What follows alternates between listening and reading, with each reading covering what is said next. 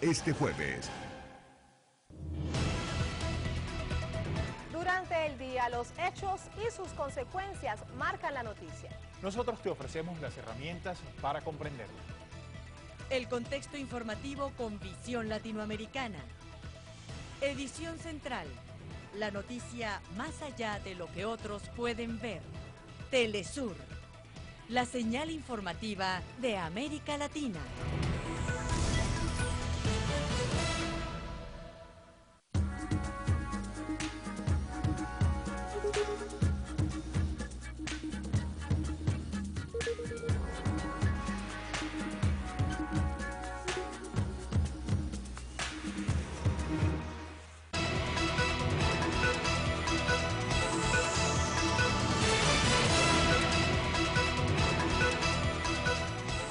A esta hora actualizamos las noticias. El presidente de Venezuela, Hugo Chávez, asegura que su gobierno ha triplicado la seguridad militar en la frontera con Colombia.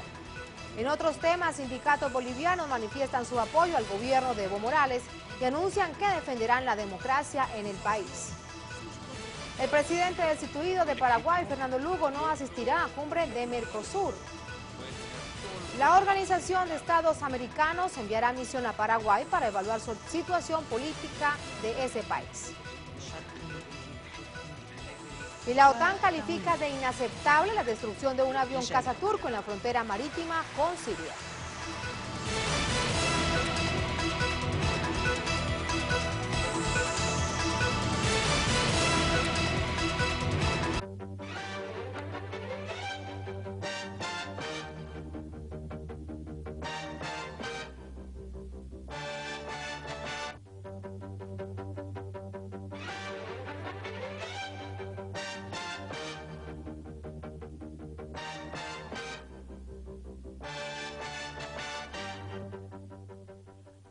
Salud amigos, tripulantes de nuestra querida, contaminada y única nave espacial. La misma que desde la última vez que nos vimos por estos medios y hace ya bastante tiempo de la transmisión en vivo y en directo, ha dado varias vueltas sobre su eje imaginario y por supuesto sigue generando acontecimientos en pleno desarrollo.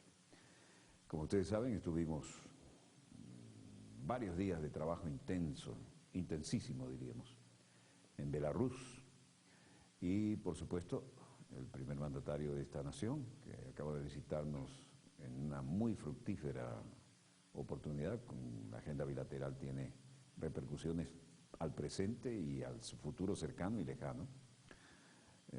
Trajimos material muy interesante sobre ese particular. De hecho, la entrevista que le hicimos en exclusiva no fue hecha en Caracas, como algunos interpretaron, sino que la hicimos en Minsk, capital de Bielorrusia. Y en cualquier caso, tenemos interesantísimos pietajes sobre el desarrollo tecnológico de esta nación y aquellos aspectos que nos interesan en los acuerdos bilaterales. Pero ahora vamos a aterrizar en la realidad no tan optimista, que es la realidad económica de Europa Occidental.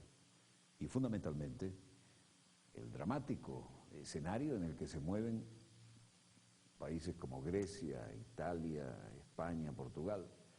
Pero el nuevo gobierno de la derecha ultraconservadora y neoliberal es el que tiene ahora la pelota en su campo en España. Y esto ciertamente no es ningún escenario envidiable. El señor Rajoy tiene que salir a dar la cara.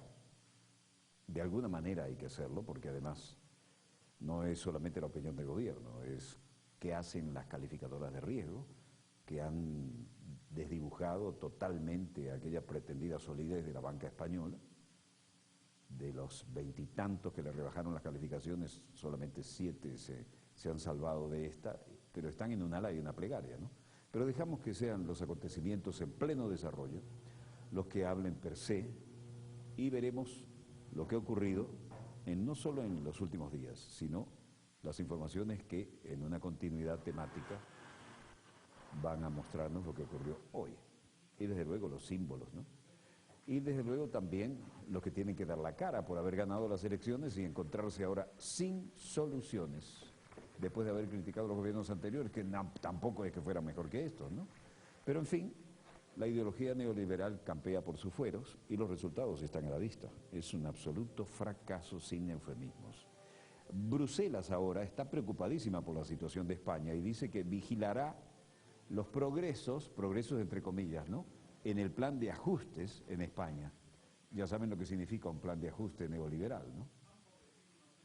Pronto, a lo largo de este año, habrá nuevas medidas económicas que no tendrán más objeto, por difíciles que sean, que crecer y que crear empleo.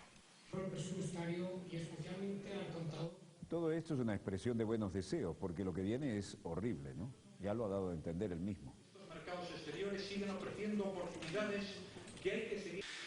En los días más difíciles se pueda llegar a pensar que las turbulencias que vivimos nos alejan de la ruta que hemos trazado para alcanzar ese gran objetivo. No es así. Sabíamos que llegarían, porque las turbulencias forman parte inevitable de la salida de la crisis. Ahora lo que toca es superarlas. Estamos en el buen camino para hacerlo. Nada nos apartará de él y vamos a cumplir con esa decisión hasta el final. Esto lo dijo ante la Asamblea General de la Confederación Española de Organizaciones Empresariales. Sería el equivalente a un fedecámaras aquí. La moneda única tiene que ser irreversible. Y en el próximo Consejo Europeo debemos precisar la forma de avanzar gradualmente hacia esta integración. Por ello es necesario establecer un calendario con fases concretas y preestablecidas y criterios de cualificación para superar estas fases. El mensaje político debe ser contundente y el calendario de integración claro para restablecer la confianza en la estabilidad del euro. No dio detalles sobre cuáles serán los próximos ajustes, eufemísticamente paquetazos, o reformas, e hizo el anuncio durante su intervención en la clausura de esta reunión de empresarios. Y lo que prometió fue políticas de más austeridad para reducir el déficit público y las reformas estructurales para ganar flexibilidad y competitividad, toda la jerga neoliberal, ¿no? Los que eran la quinta esencia de la libre empresa ahora no saben cómo salir de esta situación, en un ala y una plegaria. Cualquiera sea el caso, el resultado es que la gente no ve soluciones a la vista. ¿Se inyecta en la población? Sí, si no, no. Si el dinero es para devolver a los centros, si el dinero es para devolver directamente a quienes nos lo prestaron, más los intereses, no sirve para nada. Eso lo decía Marina, y 62 años tiene un jubilado llamado Luis, que también dio su opinión. Los hombres y las mujeres de la calle. España está muy mal y esto ha sido motivado por la inactitud de nuestros gobernantes. Es decir, que nos han llevado a la crisis tan grande que tiene ahora mismo España porque no hemos sabido gestionar. Y una joven estudiante de 26 años, Cristina, en el otro extremo de la franja etaria, tampoco tiene... Creo que entramos en un bucle de deuda continua, pero bueno, supongo que de algo servirá. Tampoco tiene mayores esperanzas, le decía, ¿no? Los diarios se hacen eco de toda esta situación. La Bolsa de Madrid está en una picada no controlada y la realidad es que nadie encuentra por el momento una solución a la vista. Moody's le ha rebajado la nota a 28 entidades bancarias españolas tras recortar en 3 escalones la de todo el país. La agencia de calificación crediticia ha recortado el rating de 28 entidades españolas entre 1 y 4 escalones, como consecuencia de la rebaja de 3 niveles que efectuó sobre la deuda pública hace unos días. La agencia atribuye esta reducción de la nota a la menor confianza en la deuda soberana española, que afecta a la capacidad del gobierno para poder apoyar a sus propios bancos. Y todo se hace en especulaciones, ¿no? Sin embargo, valora las medidas adoptadas por el Ejecutivo de Mariano Rajoy para resolver el problema del sistema financiero. El hecho es que en Bruselas, Olli Rehn, que no lo hizo en persona sino a través de su vocero, Amadeu Al-Fattah, salió a hacerle frente a esta situación y dijo: estoy confiado en que podemos concluir un acuerdo en el memorándum de entendimiento como una materia que puede solucionarse en semanas. Debemos proceder con el esfuerzo de reestructuración de la deuda, reestructuración del sector bancario. Esto es clave para reforzar la confianza en la economía española, restaurar las condiciones del acceso apropiado al crédito por parte de las compañías y promover un sustancial sistema que permita la recuperación. Furthermore, I expect Spain to keep the same determination and the momentum in the reforms that can bring sustainable growth and more and better jobs. En todo caso, él está leyendo el comunicado a nombre de Olli Rehn, quien tampoco dio la cara y puso a su vocero a hablar. Los tiempos están como para no dar la cara, a menos que sea imprescindible. Bueno, la Bolsa de Madrid no estaba tampoco pasando por su mejor momento y los resultados hasta ahora son desalentadores. Pero cualquiera sea la manera en que se quiera ver y darle lecturas de una u otra forma, Rajoy anuncia que habrá medidas difíciles en el plano económico para lo que resta del año. No ofreció cifras, pero consideró que el escenario adverso diseñado por consultoras como Roland Berger y Oliver Wyman es altamente improbable. Con eso no destapó esperanzas, pero las interrogantes siguen en pie. El gobierno español remitió una carta al Eurogrupo solicitando oficialmente la asistencia financiera para la banca que necesita recapitalización. Porque al final es un reflejo de cómo nos ven, qué solvencia piensan que tenemos desde fuera y obviamente a la hora de que se acerquen a comprar nuestros títulos es un freno y por otro lado en caso de que se haga pues obviamente es a cambio de pagar unos costes en la financiación pues muy elevados. Eso lo decía y lo vuelve a decir Victoria Torres, analista del Self Bank, quien al menos nos declaró en castellano. Es precisamente las incertidumbres. No se sabe cómo va a ser el rescate a la banca, ni qué importe, ni qué se va a tener que dar a cambio de la misma. Tampoco queda claro si al final va a haber una flexibilización para las condiciones de rescate de Grecia. Hay muchísimas cuestiones pendientes de resolver, si va a haber eurobonos, si al final Alemania va a conseguir que se flexibilice su postura con respecto a determinados temas. Y en tanto en cuanto no se resuelvan, es complicado saber cuál va a ser el futuro. Esperemos que en la cumbre europea de estos días podamos desvelar algunas de estas claves. En un ambiente de caída de la bolsa, pérdida de calificaciones de las instituciones bancarias que eran buques insignias del sistema, nadie tiene claro el panorama y un residente que pasaba por la sede del Banco Central de España, Antonio, daba de alguna manera el resumen. El tema del rescate financiero, a qué entidades va a afectar en mayor medida que a otras, yo creo que de momento la situación se va a mantener como está, con la inestabilidad de los mercados y hasta que la Unión Europea, digamos que no determine unas medidas fiscales comunes para los países que integran dicha unión. Por su parte, otra residente madrileña, Rocío, tenía una síntesis bastante más concreta de lo que está pasando, mientras la prensa...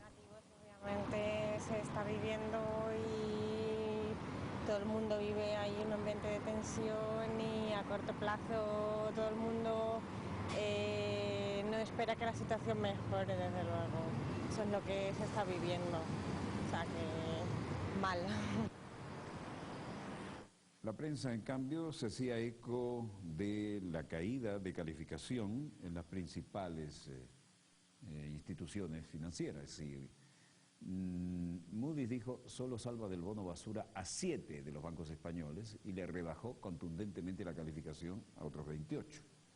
Pero en general, los 28 bancos españoles, tras la petición del rescate que al final hizo oficial el gobierno, tardó, le costó, pero sabían que tenía que hacerlo, ahora está pagando los platos rotos el pueblo, ¿no? Y desde luego Bruselas observa con la lupa lo que está pasando ahí. La AAA al borde de los bonos basuras en solo 3 años y desde luego las calificadoras de riesgo echando por el piso las realidades. Alguien tenía que dar la cara y aquí tenemos al hombre. Entenderán sus señorías que estamos ante un paquete muy complejo, cuya negociación va a exigir tiempo. Somos conscientes de su extremada urgencia y por ello estamos manteniendo contactos con la Comisión Europea, el Banco Central Europeo, el Fondo Monetario Internacional y con la Autoridad Bancaria Europea, con la intención de llevar a cabo todos los trabajos preparatorios necesarios para que se agilicen todos los trámites. Asimismo, así lo decía Luis de Guindos, ministro de Economía, y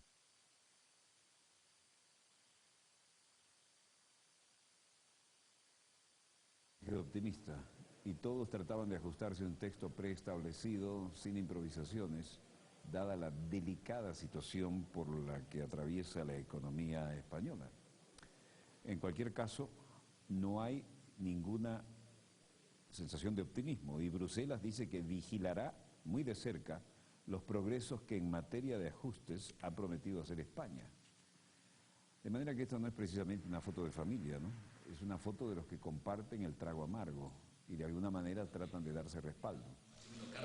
Tenemos que sanear y reforzar nuestro sistema bancario para que se recupere la confianza, se restauren los flujos normales de financiación y se logre lo antes posible la recuperación de la actividad y el empleo en España. La económica y financiera que atravesamos se podrá superar con un gran esfuerzo de reformas, de ahorro y racionalización en nuestras finanzas públicas y un gran esfuerzo por parte de nuestras entidades de crédito para sanear sus balances y reforzar su base de capital, contando, en una serie de casos, con la ayuda del Estado y con los recursos que la Unión Europea va a poner a nuestra disposición.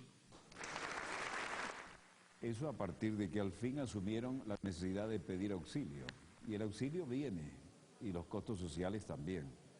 Mientras tanto, el presidente de la Comisión Europea, José Manuel Durão Barroso, explicaba hoy que la mayor integración económica de la zona euro irá por fases, comenzando rápidamente por la unión bancaria, que no requiere alteración en los textos de los tratados. Otras cuestiones como la unión presupuestaria puede necesitar un cambio de los tratados comunitarios, lo que exigirá un plazo mayor de tiempo, según señaló Barroso en un coloquio en un centro de estudios en Bruselas.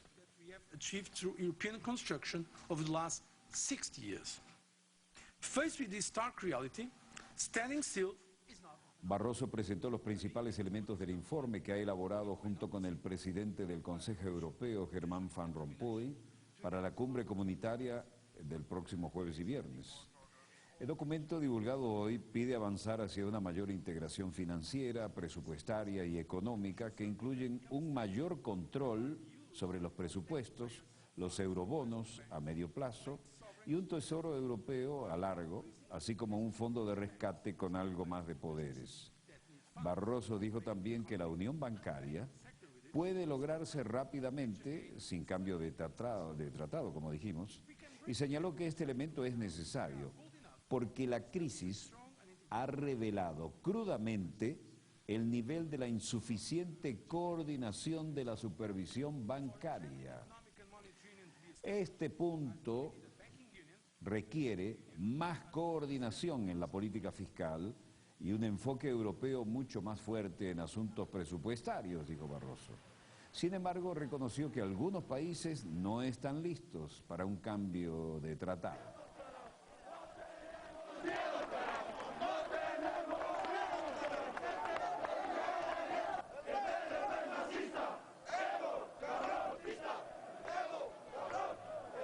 Este es el cuadro del levantamiento de la policía que huele a otro programado y libretado golpe de Estado en Bolivia. Señor comandante, es ahora, ¿no? A ver, decimos, nos vamos a sumar a ellos también. Se les ha ofrecido todo lo que solicitaban y un poco más, y aún así siguen alzados y descontentos.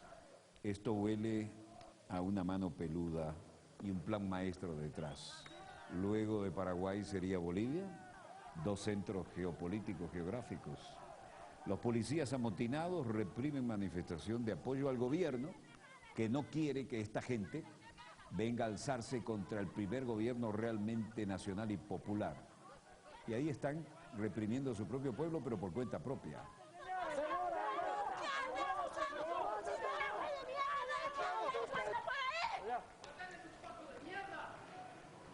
Vergonzoso el papel que están jugando los alzados de la policía. El propio pueblo los quiere poner en su lugar y ellos lo reprimen.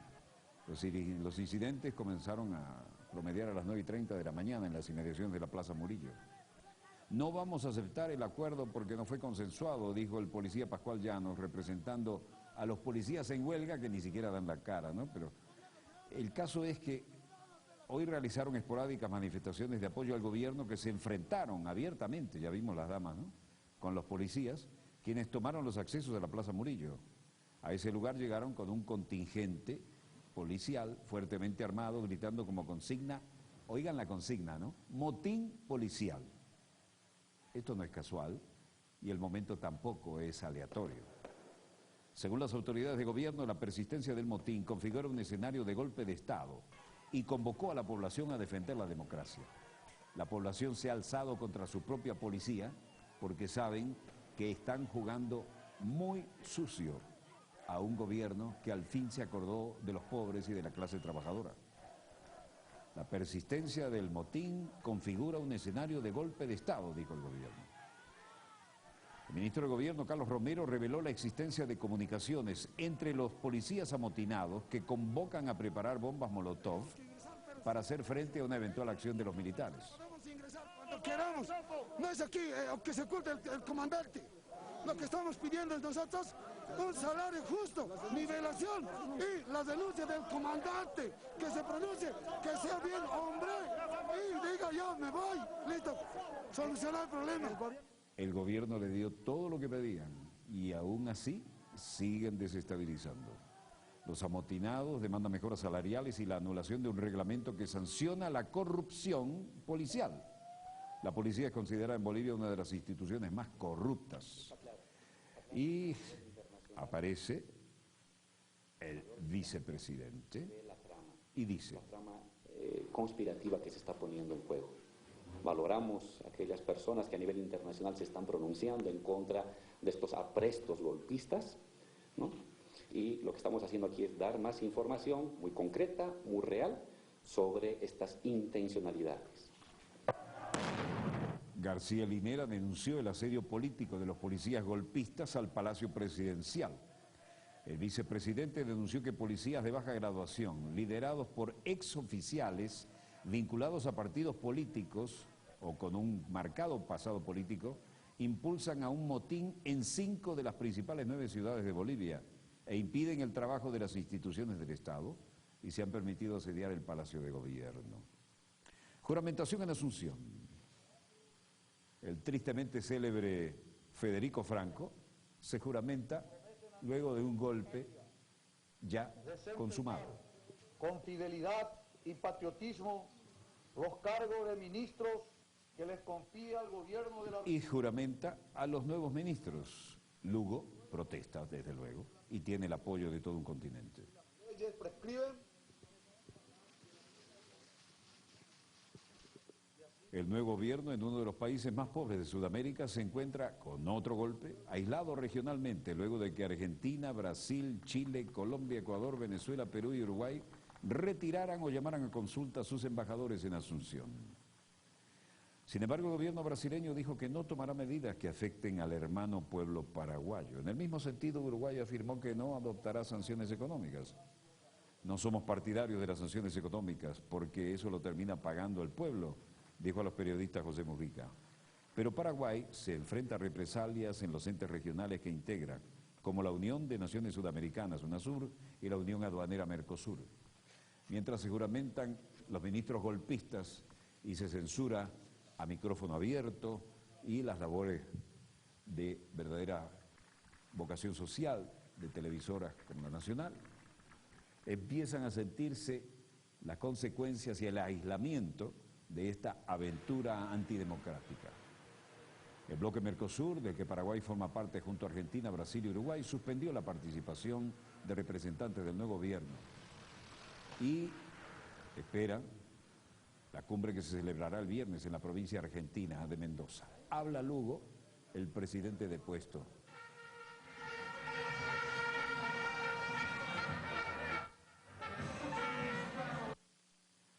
El bocinazo contra el golpe parece tener eco en el tránsito de la capital Asunción.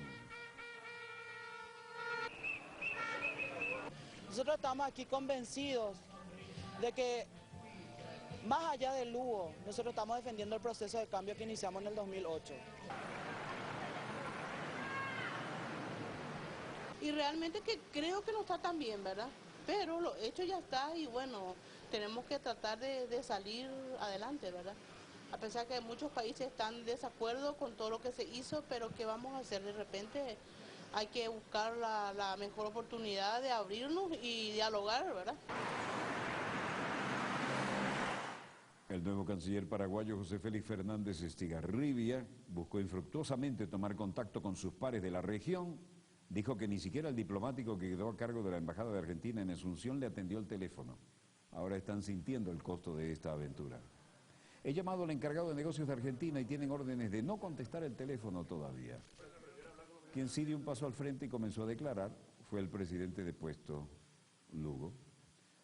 El portavoz de Estados Unidos señaló que la Secretaría de Estado Hillary Clinton habló con el canciller de Brasil, patriota, sobre la situación. Estamos muy preocupados por la velocidad del proceso utilizado para este juicio político, dijo Victoria Nuland, vocera del Departamento de Estado. Fue una reunión de evaluación y de organización de cómo responder en las horas y en los días a los acontecimientos que puedan realizarse de aquí en más. En primer lugar, tenemos una organización de un pequeño gabinete político con todas las fuerzas que quieren resistir a este golpe de Estado que ocurrió el viernes pasado aquí en el Paraguay. Aparte de eso, también con los ministros queremos convertirnos en los fiscales, observadores y monitorear todo lo que van a hacer desde que asuman los nuevos ministros que estarán jurando como a las 8 de la mañana. Luego dijo que él no estaba hablando para nada con el presidente Franco, presidente de facto. Que Federico Franco no tiene ninguna autoridad política como para convocar al presidente Lugo a ser mediador en los conflictos internacionales, en primer lugar. Y creemos que aquí hay un quiebre institucional democrático que tiene que restituir para poder de nuevo abrir nuevos canales de comunicación con autoridades legal y legítimamente constituidas en el Paraguay. Es decir, que el caradura golpista de Franco, ex vicepresidente de Lugo, ahora le pide ayuda a Lugo porque se ve aislado políticamente por aquellos países conducidos por gente bien nacida que no acepta este tipo de aventuras una vez más en el ámbito latinoamericano. Anunció hoy que no asistirá el próximo viernes a la cumbre del Mercosur. Y como se ve, no es que quede congelada la imagen y con ello la situación. El tema es que lo que queda congelado es la capacidad de maniobra a nivel diplomático por quienes destituyeron al presidente constitucional electo por el pueblo, porque ahora no tienen ni siquiera con quién dialogar. Y viene una cumbre donde van a quedar en muy feo papel. Los precios del petróleo venezolano, $116.56 al alza. El precio de la OPEP, 96,02. Parece que la temperatura nos congeló. Ya volvemos.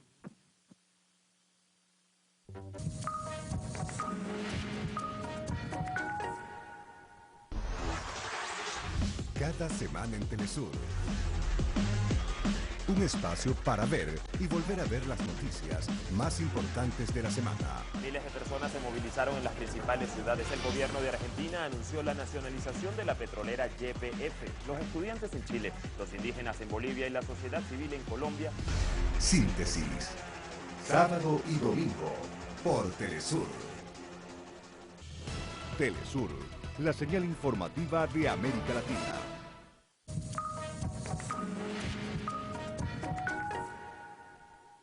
Bueno, volvemos después de esta anécdota. Ustedes saben que la televisión exige temperaturas muy bajas para funcionar, pero a veces se les va la mano a los compañeros, ¿no? Y en este caso nos estamos congelando, pero eso no va a impedir que sigamos adelante. Les decía que el precio del petróleo venezolano es de $116.53, el precio de la OPEP es $96.02 Y el precio del Brent, $93.19, todos al alza.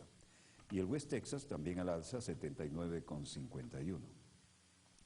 El oro en medio de esta situación de inestabilidad también está al alza y cerró a 1.584,60 la onza, el precio del cobre a 7.346 la tonelada, el precio del café también sube, 165,88 el quintal, y el euro se repone levemente, pero queda a 1,24 respecto al dólar estadounidense.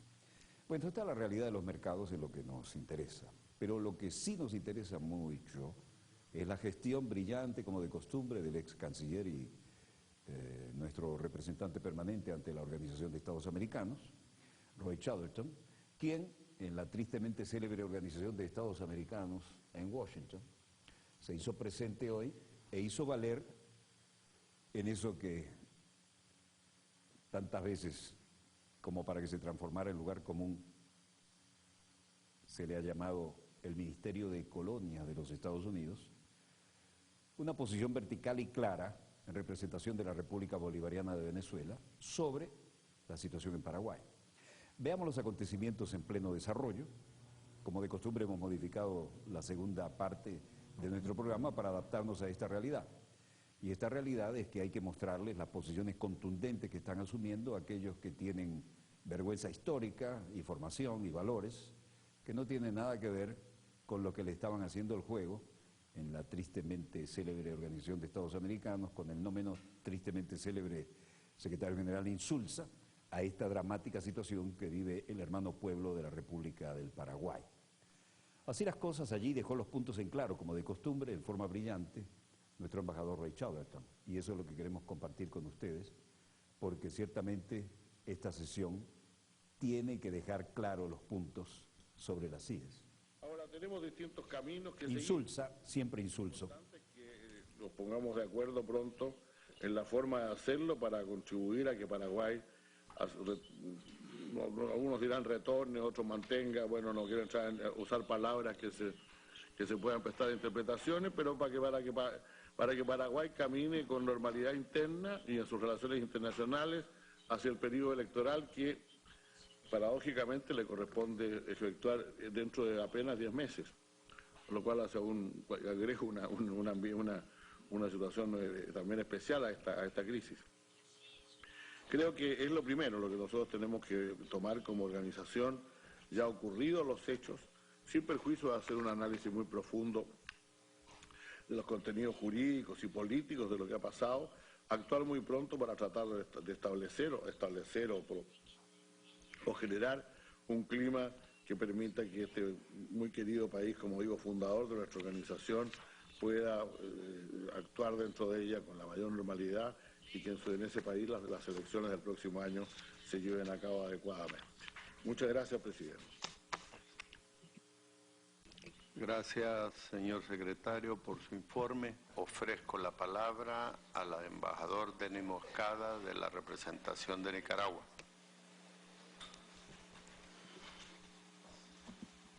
Muchas gracias, señor presidente. Señor presidente, señor secretario general y secretario general adjunto, señoras y señores representantes y observadores, se ha juzgado al presidente Lugo por sus ideas y planteamientos al viejo estilo de la dictadura Stroessner. Se ha violado la Carta de la OEA y la Carta Democrática Interamericana. El presidente de facto del Paraguay actualmente usurpa un cargo para el cual no fue elegido por el pueblo paraguayo. Para Nicaragua, el presidente constitucional Fernando Lugo sigue siendo el presidente de ese país. Señor presidente, mi gobierno rechaza de manera categórica y contundente la pretensión de querer sentar como precedente la acción de los senadores golpistas paraguayos de realizar cambios de gobiernos a través de golpe de Estado, provocando la ruptura del orden constitucional. Nos preguntamos, ¿qué otra amenaza viene después? Primero fue Venezuela con golpe de Estado al presidente Chávez, luego fue la acción de los prefectos en Bolivia, después el golpe de Estado militar en Honduras, posteriormente el intento de golpe de Estado en Ecuador y ahora un golpe de Estado legislativo en el Paraguay. Hoy por hoy se amenaza con un golpe de Estado a Bolivia utilizando fuerzas policiales confabuladas contra el gobierno constitucional y democrático del presidente Evo Morales. Con el golpe de Estado en Paraguay, fuerzas externas nos están recordando a todos los gobiernos y pueblos de América Latina y el Caribe que el viejo instrumento de golpe de Estado utilizado por los imperios para imponer sus intereses está retornando de forma amenazadora para la estabilidad y la paz en el hemisferio. Muchas gracias, señor presidente. Inmediatamente se dio la palabra a la representación de la República Bolivariana de Venezuela en este debate de la Organización de Estados Americanos sobre el golpe de Estado en Paraguay. Y desde luego el embajador Roy Chatterton nos representó, como es costumbre, muy dignamente. Muchas gracias. Muchas gracias, señor presidente. Como consecuencia del golpe de Estado parlamentario ocurrido en nuestra hermana República de Paraguay, el gobierno bolivariano no reconoce a las autoproclamadas autoridades que procedieron a la destitución írrita e ilegítima y brutal del presidente Fernando Lugo. Me refiero a las autoproclamadas autoridades encabezadas por el ex vicepresidente del Paraguay, el señor Francisco Franco. En tal sentido, mi gobierno tampoco puede reconocer la representación que esas autoproclamadas autoridades golpistas tienen dentro de esta reunión del Consejo Permanente. Por lo tanto, y a manera de curiosidad, me atrevería a solicitar al señor consultor jurídico alguna opinión sobre si la presencia en esta reunión del Consejo Permanente del representante mencionado constituye un reconocimiento implícito de la legalidad y legitimidad de esa representación. Y por supuesto, de ser positivas las respuestas, estaríamos ante un grave hecho, una grave situación cuya naturaleza afecta o afectaría, las bases mismas éticas y normativas y políticas y jurídicas de la Organización de los Estados Americanos. Por ejemplo, tengo la impresión, por no decir la información, de que la reacción institucional hasta ahora de la OEA ha sido tibia.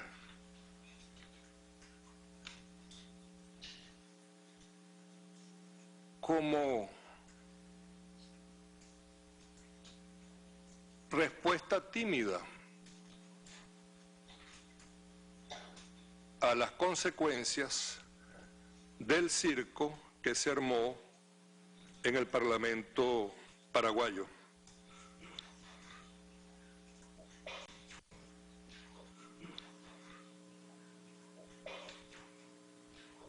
Y fue un circo que puso en evidencia mi cultura, mi incompleta cultura en materia zoológica y de fauna. Era mi criterio de que la palabra rebaño solo se utilizaba para referirse a especies vivientes como las ovejas y las vacas. Y ocurre que el espectáculo que vimos en vivo y en directo fue algo así como un rebaño de dinosaurios. Muy fuertes, muy vigorosos en su movilidad y muy reducidos en su capacidad cerebral como buenos y legítimos dinosaurios. Allí sí se les podría hacer un reconocimiento de legitimidad. Una defensa a la cual solo se le permitieron 2 horas, dentro de un plazo perentorio de 24 horas, para interponer sus argumentos en favor de la legalidad y la legitimidad. Una retahíla de argumentos en contra del presidente Fernando Lugo, incluyendo chismes que evidenciaron la baja categoría de la racionalidad de los dinosaurios presentes. No puedo olvidar, aparte de los insultos, tanto en la Cámara de Diputados como en la Cámara del Senado, que parece que la OEA y hasta la opinión pública y la dictadura mediática olvidaron. Recuerdo un habilidoso senador que presentó una moción de orden, de urgencia, para cerrar el debate en una presunta democracia. Y recuerdo que de inmediato la respuesta fue: no hay lugar a debate sobre la moción, por lo tanto procedemos a la votación. Y en efecto, se procedió a la votación nominal.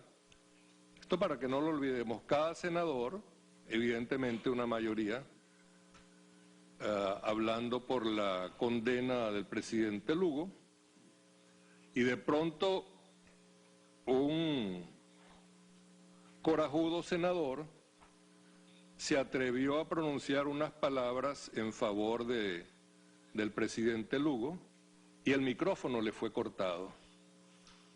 Si alguien no recuerda eso, pues yo le recomiendo las diversas vías de acceso, entre ellas mi amiga Google, que tiene respuesta para todo. Pero fue un circo que ahora se pretende revestir de seriedad y se pretende que esta OEA sea comprensiva y benevolente, como realmente hasta ahora lo ha demostrado su institucionalidad, por la falta de lenguaje vigoroso para condenar un hecho definitivamente reprobable. Además, debo decir que esta reunión del Consejo Permanente, hasta por razones de cortesía diplomática, es prematura. En realidad es doblemente prematura, porque estaba pautada para el miércoles y de pronto fuerzas, energías, magnetismos muy especiales forzaron a hacerla en el día de hoy. Y digo doblemente prematura porque en nuestra cultura regional y subregional estamos acostumbrados, de acuerdo a los temas, de acuerdo a las situaciones, a esperar a que los organismos regionales institucionalmente concernidos se pronuncien en primer lugar para que esta organización pueda tener una idea más amplia de lo que se siente, lo que se discute y lo que se decida. Para colmo, esta reunión de embajadores, cada uno perteneciente a un determinado grupo regional, salvo en la parte septentrional del continente, donde países individuales pues actúan y se desempeñan como grupos regionales. Muy curioso, pero esas son las realidades de la OEA. Pero lo que quería decir es que se va a reunir Mercosur por una parte, creo que es la mañana del viernes, no sé si es así, y en la tarde se va a reunir UNASUR, y van a estar presentes jefes de Estado. Por supuesto, no se me escapa que no todos los representantes en esta reunión de la OEA están conectados en línea jerárquica o de debida obediencia y respeto a los jefes de Estado. Pero la cortesía se impone, además de que en el caso de la OEA tenemos algunas malas experiencias, como si tuviese un poder para atraer interferencias. En el caso de Honduras es inolvidable que al día siguiente o a los 2 días, o a los 3 días, si es que algún burócrata quiere precisarme, o a los 4 o 5 días, apareció una iniciativa alternativa a la resolución de la reunión de consulta que se produjo aquí en Washington, no sé si el 4 o el 5 de julio del 2009, y que a partir de ese momento esa iniciativa perturbó notablemente los avances que uno esperaba de la gestión encomendada a la OEA y que finalmente, en nuestro entendimiento y quizá en nuestro conocimiento, fracasó a pesar de todos los esfuerzos de la organización y del secretario general personalmente, y que nos llevó a un callejón sin salida. Pero ocurre, por ejemplo, y por eso deberíamos darle alguna especie de presunción de confianza a UNASUR, que dentro del seno de UNASUR, 2 países miembros, lo voy a citar tal cual son, Colombia y Venezuela, lograron por una iniciativa inteligente y audaz, propia de países dirigidos por estadistas y no solo por gobernantes, y esa iniciativa resultó exitosa. Pero también UNASUR en diversas ocasiones ha respondido a las amenazas golpistas o secesionistas que están ocurriendo en el continente, y por eso en Santiago, en una reunión de UNASUR, presidida por la presidenta Bachelet, se encontró una fórmula para poner fin a la tensión provocada por las acciones secesionistas de grupos descontentos por el avance de la democracia boliviana hacia una fórmula participativa y sobre todo a una fórmula expresiva de la sensibilidad social y, por supuesto, lo que irrita y molesta es la idea del cambio social. En el caso del presidente Correa, otra forma de... Ahora hay golpes policiales, pero yo le disputo a los hermanos ecuatorianos el orgullo de ser los precursores de los golpes policiales, porque en mi país las acciones que produjeron el derrocamiento del presidente Chávez, a Dios gracias, por solo 47 horas, contaron con la participación de la policía de la capital Caracas, la llamada Policía Metropolitana, que dejó un buen inventario, buen entre comillas por supuesto, de muertos y heridos. Muertos y heridos que, por cierto, la dictadura mediática de inmediato se los atribuyó al gobierno del presidente Chávez cuando era todo lo contrario. Pero lo que llama la atención acá es que parece que los gobiernos de ultraderecha, y no solamente, más que los gobiernos, los poderes de ultraderecha, nacionales e internacionales, están comprometidos a la destrucción de las democracias disidentes de este continente, a las democracias de izquierda, porque no es por accidente que todas estas situaciones de perturbación política, social e institucional ocurran en países cuyos líderes y cuyos pueblos especialmente han decidido cambiar la faz histórica tradicional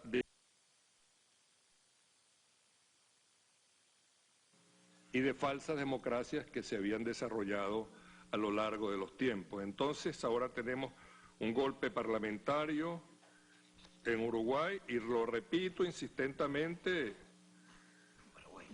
perdón, eso es como la confusión entre Austria y Australia. Gracias por corregirme, menos mal que lo tengo al lado. Por ahora en Uruguay.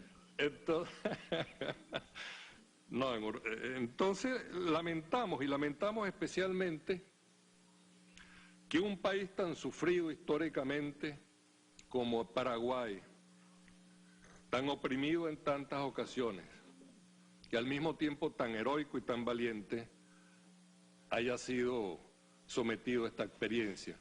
Y en este sentido, yo creo que hay que hacerle un reconocimiento al heroísmo y al coraje del presidente Lugo para desactivar la bomba represiva que iba a estallar ese día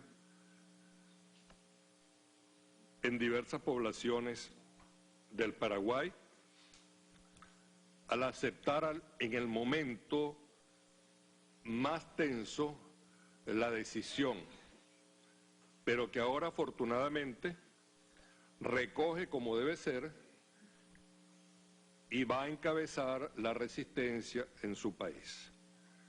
Hay un fenómeno curioso, porque es que a veces desestimamos la visión teleológica. Y quiero decir que nuestro continente, y en el caso concreto de la región donde está ubicado Paraguay, es muy apetitoso. Recuerdo alguna vez, en mis tiempos de embajador en Londres, cuando el secretario para América Latina,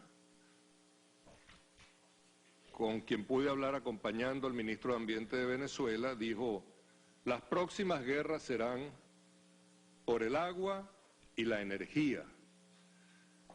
Y ocurre que agua y energía tenemos de sobra, sin hablar del litio y de otra serie de recursos naturales que nos hace probablemente la región del planeta mejor dotada en materia de recursos materiales. Y dentro de esto se hacen diseños, porque hay gente muy inteligente y muy bien preparada en los grandes centros de pensamiento y de poder del mundo que tienen la visión de largo plazo. Y correríamos el peligro, porque ya se están tomando iniciativas para tener una base de operaciones insular en el área que alguna vez cubrió el tratado, o que oficialmente todavía cubre el Tratado Interamericano de Asistencia Recíproca, en previsión del futuro. Y por eso vemos, por ejemplo, que mientras la parte argentina arrecia sus iniciativas diplomáticas y pacíficas, la otra parte arrecia una respuesta militar. Inconcebible como ha sido. Ya voy a terminar, tiene toda la razón. Pero también, así como hay una base de operaciones insular, ya se está pensando en una base de operaciones continental. Y Paraguay podría ser la víctima de estos diseños imperiales que al mismo tiempo que prevén el futuro en materia de recursos y de poder y en materia de geopolítica, pues se dedican mientras tanto a destruir o a tratar de destruir a las democracias disidentes, es decir, a destruir la voluntad popular. Con eso termino simplemente repitiendo, mi gobierno no reconoce al gobierno del médico Francisco Franco y tampoco en consecuencia reconoce la calidad o la legitimidad de su representación en esta reunión del Consejo Permanente. Muchas gracias, señor presidente. Gracias. Bueno, una vez más, brillante, como siempre, el ex canciller y nuestro embajador y representante permanente ante la tristemente célebre Organización de Estados Americanos, Roy Chatterton Matos, ha dejado bien plantada la verticalidad de la posición asumida felizmente no solo por la República Bolivariana de Venezuela, sino por todos los países gobernados por gente bien nacida que piensa en el concepto de patria grande latinoamericana. Dejemos atrás esto y esta institución que de alguna manera va a tener que ser superada en el tiempo por algo más adecuado a nuestra realidad y nuestra dignidad de latinoamericanos. Y ciertamente es un día en el que se definieron muy bien las posiciones de los respectivos gobiernos y donde esta serie de instituciones que se han creado a la sombra o a la luz, mejor decirlo, de gobernantes progresistas, están dando a entender que hay otras opciones y otras maneras de reaccionar ante lo que antes parecían un fait accompli. Lamento la interrupción que tuve y la forma en que le estoy hablando ahora. Todos sabemos, llevamos muchas décadas en esto, cuáles son los parámetros de la temperatura que lo profesional y lo que respecta a la medicina del trabajo indican en un estudio de televisión. Hoy ciertamente han sido violados y esta es la voz con la que termino de hablarles a ustedes. Esperamos volver mañana, Dios mediante, cuando nuestra querida, contaminada y única nave espacial haya dado otra vuelta sobre su eje imaginario y estemos aquí para contarles la pequeña gran historia de las próximas 24 horas y esperamos que sin afonía debido a la baja temperatura del estudio. A nombre del equipo Dossier les habló Walter Martínez. Disponga usted de las cámaras, señor director.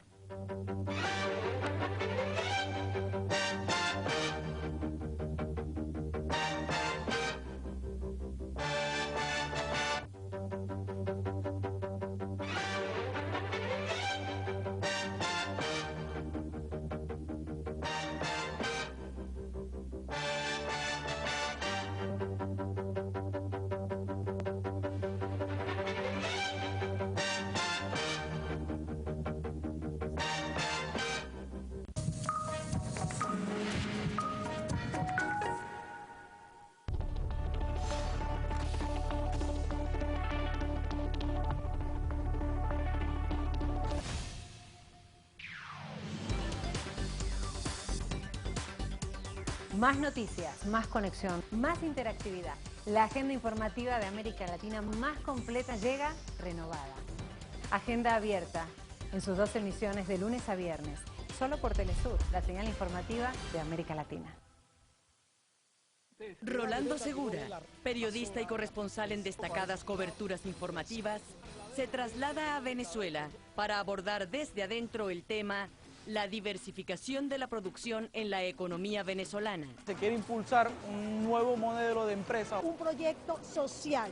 Eso es nuestra meta. ¿Cómo a través de las actuales políticas de gobierno se apoyan empresas cuya producción fortalecen la economía? Ha sido el trabajo conjunto empresa privada con el poder popular. ¿Qué tipo de industrias son las que están teniendo auge más allá del rentismo petrolero? La mano de obra es totalmente venezolana. Aquí nosotros no tenemos mano de obra